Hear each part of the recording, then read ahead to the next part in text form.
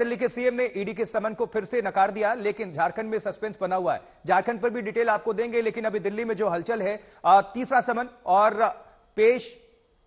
चलिए, रमेश बिदुड़ी हमारे साथ जुड़ चुके हैं फोन लाइन पर। रमेश जी, फिर से पेश नहीं होंगे?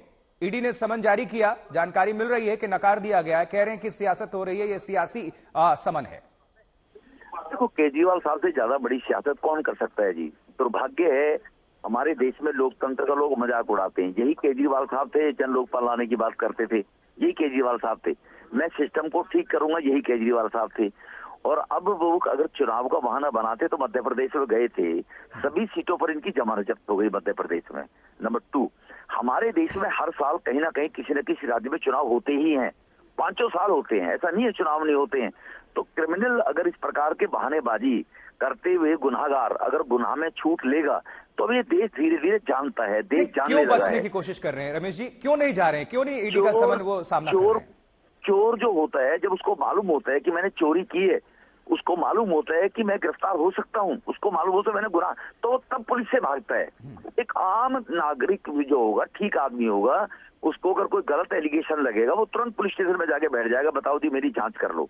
जिसको मालूम है मैं गुनाह मैंने किया है, मैंने भ्रष्टाचार किया है, तो भय है केजरीवाल का ये कि मुझे गिरफ्तार किया जा सकता है। तो चोर जानता है अच्छी प्रकार से उसने कितना गुनाह किया है। ठीक है, ही नोज वेरी वेल। ठीक है रमेश जी, हमसे जुड़ने के लिए, अपना पक्ष रखने के लिए, पार्टी का स्टैंड रखने के लिए बहुत बहुत धन्यवाद आपका। जमीन घोटाले को लेकर 7वें समन में भी ईडी का रुख सख्त है, लेकिन सीएम हेमंत सोरेन वो उसको इनकार कर रहे हैं, वहां भी वो सामना नहीं करना चाहते हैं। और आज शाम झारखंड के विधायक दल की बैठक भी बुलाई गई है, कयासबाजी का दौर चल रहा है, अटकलें लगाई जा रही हैं। बीजेपी का आरोप है कि हेमंत सोरेन लालू यादव का फॉर्मूला अपनाने जा रहे हैं, यानी कि वो अपनी पत्नी कल्पना सोरेन को मुख्यमंत्री बना सकते हैं।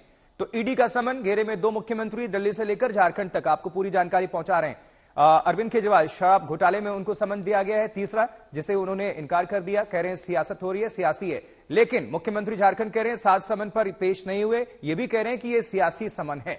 सत्यजीत ज्यादा जानकारी के साथ झारखंड से हमारे संवाददाता जुड़ चुके हैं। सत्यजीत, जरा बताएं मुख्यमंत्री और उनकी पार्टी क्या कह रही है, किस तरह से बीजेपी हमलावर है और आगे का किस तरह से प्लान, जो ये सूत्र बता रहे हैं, कितनी सच्चाई है इसमें?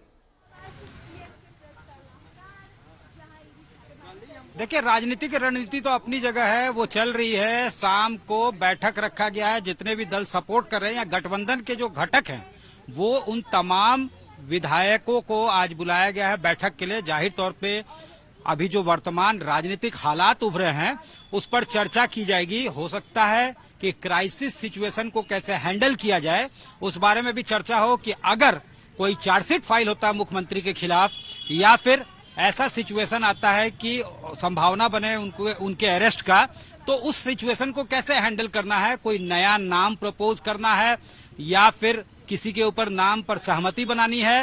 हालांकि इस संभावना से मुख्यमंत्री ने इनकार भी किया है, जाहिर तौर पे, क्योंकि उस वक्त तक विधायक दल की बैठक नहीं हुई थी। लेकिन एक बात तय है कि वो आर पार के लड़ाई के मूड में है। ईडी से 6 सम्मन उन्होंने स्किप किया लगातार, जो अगस्त 14 से। दर्शकों को दिखा दें और इसके मायने भी समझा दें। याद होगा ये जो पहली हम तस्वीर दिखा रहे हैं, पहली विंडो में, जब बिहार में राबड़ी बनी थी, मुख्यमंत्री लालू यादव ने उनको सत्ता हस्तांतरित कर दिया था, यानी कि घर में ही मुख्यमंत्री, वो बाहर नहीं गए, पार्टी के किसी वरिष्ठ नेता के पास जिम्मेदारी नहीं दी गई, उन्होंने पत्नी को, राबड़ी देवी को मुख्यमंत्री बना दिया था पहली बार। और दूसरी जो तस्वीर दिखा रहे हैं, क्या अब वही झारखंड में होने जा रहा है? बिहार और झारखंड पहले एक ही थे, बाद में बंटवारा हुआ तो बिहार अलग और झारखंड अलग हो गया। और क्या वही फॉर्मूला झारखंड के मुख्यमंत्री हेमंत सोरेन अपनाने जा रहे हैं, यानी पत्नी को मुख्यमंत्री बनाएंगे? ये सवाल है। तो झारखंड में आज क्या कुछ हो रहा है, क्या होने वाला है, ये आपको हम जानकारी दे देते हैं। झारखंड में आज क्या होगा? शाम 4:30 बजे सत्ताधारी विधायक दल की बैठक बुलाई गई है। हेमंत सोरेन की पत्नी को मुख्यमंत्री बनाने पर भी चर्चा संभव है, जिसकी जानकारी आपको हम दे रहे हैं। जमीन घोटाले में हेमंत सोरेन पर गिरफ्तारी की तलवार लगातार लटक रही है। 7 समन भेजा जा चुका है। सोरेन की गिरफ्तारी का बैकअप प्लान तैयार होगा। सूत्रों के मुताबिक अब तक 7 समन की अनदेखी कर चुके हैं हेमंत सोरेन, जिसको उन्होंने करार दिया है सियासी। विधायक सरफराज अहमद के इस्तीफे से अटकलें गर्म हैं, उन्होंने इस्तीफा दे दिया था। सरफराज की सीट गांडेय से चुनाव लड़ सकती हैं कल्पना सोरेन यानी कि हेमंत सोरेन की पत्नी, वाइफ। सरफराज की सीट गांडेय से चुनाव लड़ सकती हैं कल्पना, यह जानकारी है। अब हेमंत सोरेन का क्या होगा? दो तरफा संकट में घिरे हैं मुख्यमंत्री। झारखंड के सीएम हेमंत सोरेन पूरा ये जमीन का प्रकरण, जमीन घोटाला और ऑफिस ऑफ प्रॉफिट केस है। अगस्त 2022 में चुनाव आयोग ने राज्यपाल को चिट्ठी भेजी थी इस बाबत और अब तक राज्यपाल ने नहीं खोला है चुनाव आयोग का लिफाफा सीलबंद। चिट्ठी में सोरेन को विधायकी से अयोग्य करने की सिफारिश हुई, यह सूत्रों के मुताबिक जानकारी है। और सोरेन अयोग्य हुए तब भी 6 महीने बिना चुने रह सकते हैं सीएम मुख्यमंत्री। इसके बाद उपचुनाव नहीं हो सकते क्योंकि नवंबर दिसंबर में ही चुनाव होना है और ऐसे में पूरे कार्यकाल में सीएम बने रह सकते हेमंत सोरेन। यह भी आपको अपडेट करते हैं। अब हेमंत सोरेन इस पूरे मामले को लेकर, पूरे प्रकरण को लेकर उनका स्टैंड क्या है, क्या बयानबाजी है, सुनवाते हैं। तो आपको क्या लग रहा है कि मैं भाग रहा हूं या मैं अपना बोरिया बिस्तर समेट के कोई विदेश में जाके बस गया हूं? क्या आप लोगों को लगता है?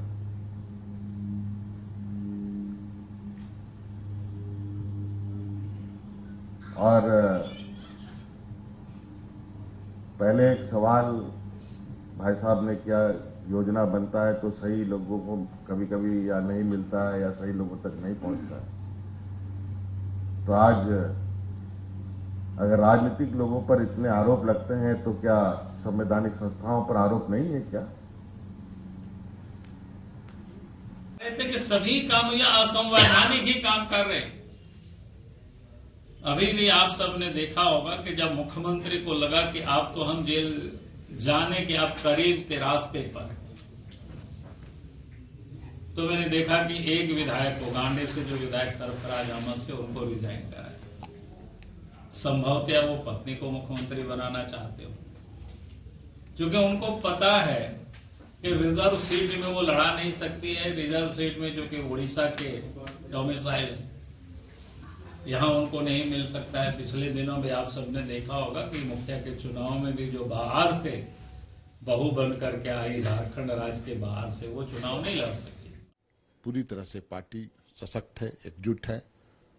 हमारे नेता माननीय हेमंत जी एक प्रतिबद्ध और मजबूत इरादों वाला, एक वीर अभिमन्यु के समान, आधुनिक अभिमन्यु जो अपने शत्रुओं का संहार करते हुए चक्रव्यूह तोड़ेगा, वो अभिमन्यु। तो इंतजार कीजिए, सभी पर भारी पड़ेंगे। और इनको पता है इनकी इस भ्रष्ट सरकार का जाना तय है, इसीलिए ये स्टॉप गैप अरेंजमेंट करने की कोशिश कर रहे हैं। और हमारा मानना है कि ये बेहद अफसोसजनक और दुर्भाग्यपूर्ण है कि मुख्यमंत्री जी बाकी वंशवादी राजकुमारों की तरह अपने परिजनों के अतिरिक्त किसी पर विश्वास नहीं करते। इनके भी तो अनेक आदिवासी विधायक है, आदिवासी मंत्री हैं, पर किसी पर इनको विश्वास नहीं। फिर से अपने ही किसी परिजन को मुख्यमंत्री बनाने की कोशिश कर रहे हैं। भारतीय जनता पार्टी के नेता लोग अब जेएमएम और गठबंधन के प्रवक्ता हो गए हैं, तो उनको मुबारक हो। वो जैसा सोचते हैं ईश्वर वैसा ही करेगा। ये किसी के इच्छा पे नहीं निर्भर करता है। निश्चित रूप से सभी दल के जब साथी बैठेंगे और ऐसी कोई बात हम लोगों के सामने आएगी, तब ये निर्णय लिया जाएगा कि चेंज ऑफ गार्ड होगा या क्या हो सकता है। अभी उन्होंने फिलहाल इस्तीफा दिया है और कहा है कि झारखंड हित में, जनहित में हमने ये फैसला लिया है। अब वो क्या हित है, इसको जब हम लोग गठबंधन में बैठेंगे तब चर्चा करके तय करेंगे।